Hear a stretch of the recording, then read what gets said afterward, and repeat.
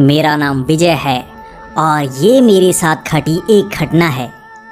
कुछ साल पहले मैं बहुत ही ज़्यादा बीमार हो गया था। डॉक्टर ये समझ नहीं पा रहे थे कि मुझे हुआ क्या है।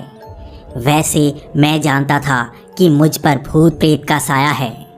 मेरी सेहत बहुत ही ज़्यादा ख़राब होती जा रही थी। मेरी हालत इतनी ख़राब थी कि शायद मेरे कम ही दिन बचे हों, लेकिन मैं फिर भी ज़िंदा रहना चाहता था। जब मेरी मदद किसी डॉक्टर ने नहीं की, तब अंत में मैं मेहंदीपुर बालाजी मंदिर में गया। वहाँ पर जाने के बाद मुझे उन भूत प्रेतों से छुटकारा मिला था। मुझे उसके बाद वो भूत प्रेत कभी नज़र नहीं आए। लेकिन अब मैं आपको बताना चाहूँगा कि मुझे वो भूत प्रेत कैसे नज़र आना शुरू हुए थे, वो मुझे कहाँ से चिपके थे और मुझे कैसे सब कुछ हुआ था। तो ये बात तब से 1 साल पहले की है। मैं गोवा में गया हुआ था। वहाँ पर मुझे थोड़ा सा काम था। ऑफिस के काम के कारण मुझे वहाँ पर होटल में 2 से 3 दिन तक रहना था। मैंने तब बागा बीच के आसपास ही कहीं पर एक होटल बुक करवाया था। मैं आपको उसकी सही लोकेशन नहीं बताना चाहता ताकि आप बहुत ज़्यादा डर ना जाएं। लेकिन उस होटल में मुझे बहुत ही अजीब सा एहसास हुआ था। ये पहला दिन था। मैं गोवा में पहुंचा। वहाँ होटल में मुझे रिसेप्शन पर एक लड़की मिली। मैं जब वहाँ पहुँचा तो मैंने उसको अपना आधार कार्ड और अपनी सारी इन्फॉर्मेशन दी। उसके बाद उसने मेरा रजिस्ट्रेशन करवा लिया।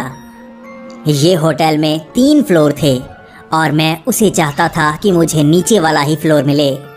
तब वो मेरे साथ चल पड़ी। उसने मुझे रूम नंबर 9 दिया, लेकिन मैं चाहता था कि मुझे रूम नंबर 10 मिले।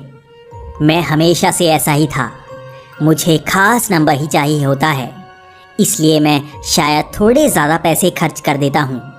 मुझे इस बार भी 10 नंबर कमरा ही चाहिए था, क्योंकि ये मेरे लिए एक ख़ास मीटिंग थी। मैं अगर इसमें अच्छा परफॉर्म कर लेता तो मेरी नौकरी बहुत ही अच्छी हो जाती, मेरी प्रमोशन हो जाती और मेरे पैसे ज़्यादा बढ़ जाते। तो मैं चाहता था कि मुझे रूम नंबर 10 मिले। जब उस लड़की ने मुझे रूम नंबर 9 की चाबी पकड़ाई तो मैंने उससे कहा कि मुझे रूम नंबर 10 चाहिए। लेकिन वो लड़की कहती रही कि रूम नंबर 10 को इस्तेमाल नहीं किया जाता, चाहे आप कुछ भी कर लें, लेकिन रूम नंबर 10 दिया ही नहीं जाता। मैं आपको बता नहीं सकती, लेकिन रूम नंबर 10 हम नहीं दे सकते। इतना कहने के बाद वो लड़की रिसेप्शन की तरफ चल पड़ी। मैंने उससे काफ़ी देर बात की थी, लेकिन वो लड़की मान ही नहीं रही थी। उसका कहना था कि ये कमरा किसी को नहीं दिया जाता। लेकिन मैं उससे ज़्यादा सवाल नहीं पूछ सकता था, इसलिए मैंने अपना रूम नंबर 9 का कमरा खोला और उसी में सामान टिका दिया। ये मेरे लिए हताशा की बात थी, लेकिन फिर भी मैंने ज़्यादा कुछ नहीं कहा। अगर मुझे शुरू से पता होता तो मैं होटल कोई और ले लेता, लेकिन अब मुझे यहीं पर रहना था, तो मैंने ज़्यादा कुछ नहीं कहा। मैं अपने कमरे के अंदर गया और नहाने के बाद तैयार हो गया। मैं आज यहाँ पर घूमना चाहता था। मैं जैसे ही कमरे से बाहर निकला तो मुझे जैसे रूम नंबर 10 से कुछ आवाज़ आई। पहले तो मुझे लगा कि जैसे ये कोई भ्रम हो, लेकिन मैं जानना चाहता था कि आखिर रूम नंबर 10 में क्या है। वो लड़की तो कह रही थी कि इस कमरे को खोला ही नहीं जाता, लेकिन फिर भी आवाज़ तो इसके अंदर से ही आई थी। तो मैं जानना चाहता था कि यहाँ पर क्या है। तब मैंने रूम नंबर 10 के की होल से अंदर देखने की कोशिश की। मैंने जैसे ही उसमें आंख लगाई तो मैंने देखा अंदर जैसे सफ़ेद कपड़ों में 2-3 लोग खड़े हों। मैं ये देखकर हैरान था, क्योंकि उस लड़की ने कहा था कि इस कमरे को इस्तेमाल ही नहीं किया जाता, लेकिन मैं देख रहा था उसके अंदर जैसे सफ़ेद कपड़ों में 2 से 4 लोग थे और वो जैसे आपस में बात कर रहे हों। मैं उनका चेहरा नहीं देख सकता था, क्योंकि की होल से ज़्यादा नीचे ही नज़र आता था, लेकिन मैं इस बात को साफ देख सकता था कि उसके अंदर शायद लोग थे। पहले तो मेरे मन में ये ख्याल आया कि हो सकता है इस होटल के लोग इसमें कोई ना कोई इलीगल काम करते हों, इसीलिए रूम नंबर 10 को किसी को नहीं दिया जाता। लेकिन मेरे मन में फिर भी शंका थी, लेकिन अब मैं कर क्या सकता था। अब मैंने रूम नंबर 9 ले लिया था, इसलिए मुझे रूम नंबर 10 मिल नहीं सकता था। मैं उसके बाद घूमने चला गया। शाम के वक्त मैं वापस आया तब काफ़ी लेट हो गया था और मैं सीधा अपने कमरे में गया और सो गया। अगले दिन सुबह मुझे मीटिंग के लिए जाना था। मैं फिर से वहाँ से निकलते वक्त उस रूम नंबर 10 को देखना चाहता था। मैं जानना चाहता था उसके अंदर क्या है और वो कौन लोग हैं जो इसके अंदर हैं। मैं बाहर काफ़ी देर तक खड़ा रहा, लेकिन उस कमरे से कोई आवाज़ नहीं आई। तब मैंने उसके पास जाकर की होल से फिर से आंख लगाकर देखने की कोशिश की। तब मुझे फिर से सफ़ेद कपड़ों में लोग अंदर नज़र आए। मैं भौचक्का सा हो गया था, क्योंकि वो लोग उसी जगह पर खड़े थे जहाँ पर वो कल थे। उसी जगह पर 3 से 4 लोग खड़े थे। मैंने काफ़ी देर देखने की कोशिश की, लेकिन वो थोड़ा थोड़ा सा हिल रहे थे। ये कोई कुर्सियाँ या स्टैचू नहीं हो सकते थे, क्योंकि वो हिल रहे थे। पहले तो मेरे मन में ये ख्याल था कि हो सकता है ये स्टैचू हों, लेकिन हिलने के कारण अब मेरे मन में कोई शंका नहीं रही थी। ये जिंदा इंसान ही थे। लेकिन तब भी मैंने सवाल पूछने की कोई कोशिश नहीं की और मैं मीटिंग के लिए चला गया। मीटिंग दोपहर को ख़त्म हुई। उसके बाद मैं बाहर से ही गोवा में घूमने लगा। घूमते घूमते शाम के लगभग 6 बज गए थे। अब मुझे होटल में वापस आना था। मैं होटल में वापस आया और आते वक्त फिर से मैंने देखना चाहा कि उस कमरे में क्या है। मैं फिर उस कमरे के पास गया और मैंने फिर से की होल में आंख लगाकर देखने की कोशिश की। मैंने देखा वहाँ पर फिर से लोग सफ़ेद कपड़ों में उसी जगह पर खड़े थे। अब मैं थोड़ा सा हैरान हो रहा था, आखिर ये कैसे हो सकता है। वो लोग तो जैसे 2 दिन से वहीं पर खड़े हों। ये मेरे लिए हैरानी की बात थी, लेकिन अब मैं कर क्या सकता था।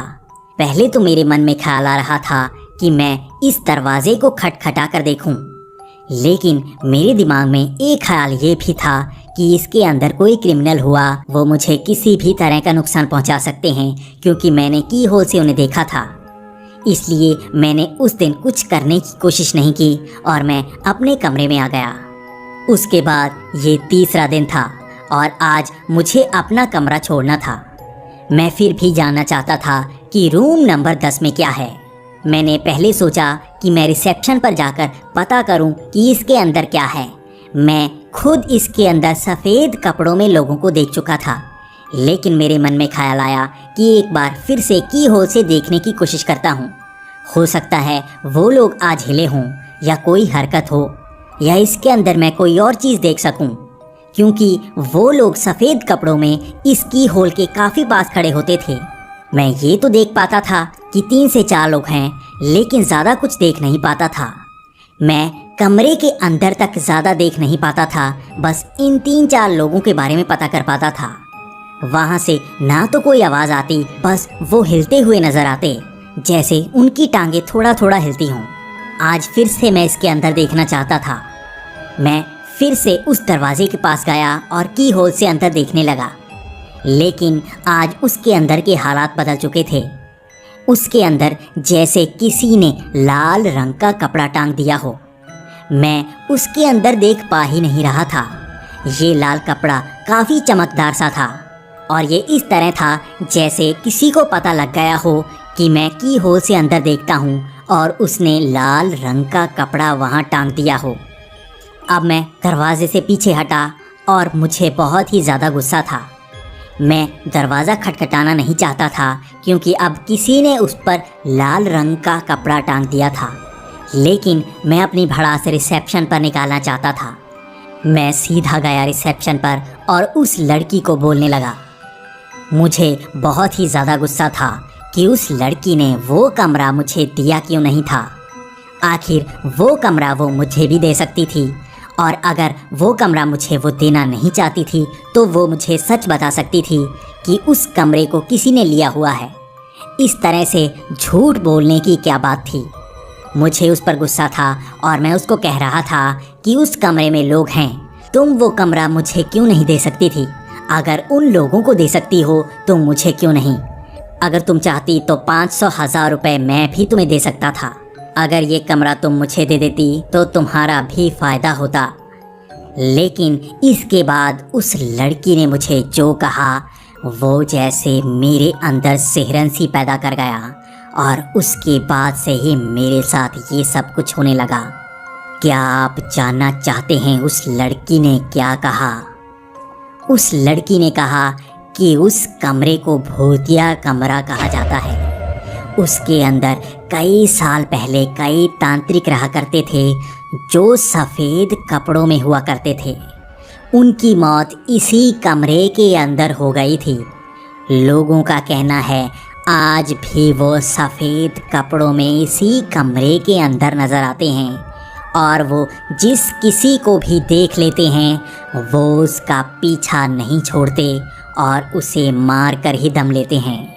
अंत में उस लड़की ने कहा कि वो प्रेत सफ़ेद कपड़ों में ही नज़र आते हैं